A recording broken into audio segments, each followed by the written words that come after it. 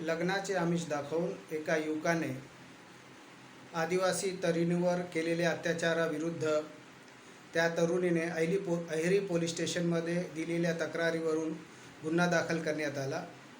याची माहिती मिळताच आरोपी अभिषेक आईलवार हे भूमिगत झालेला आहे। त्याने अटकपूर्व जामिनाकरता अहेरीच्या न्यायालयात अर्ज सादर केला। त्यावर दोनदा सुनावणी टळली।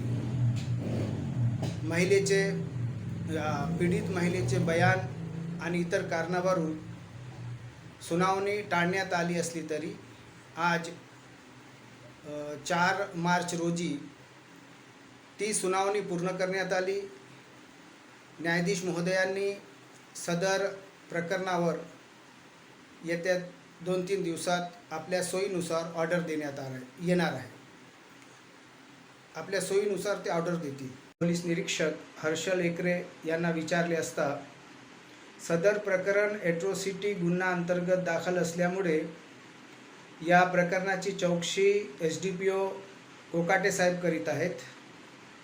या संबंधात ते अधिकृत माहिती देऊ शकतात, पण त्यांनी असं सांगितले की गुन्हा दाखल झाल्यानंतर एखादा गुन्हा दखलपात्र असेल तर तात्काळ आरोपीला शोधण्यात येते आणि आरोपी कुठेतरी लपून बसला असेल तर विविध माध्यमाने त्याची माहिती काढून गुप्त पद्धतीने त्याचा शोध घेऊन त्याला अटक करण्याची प्रक्रिया राबविण्यात येते।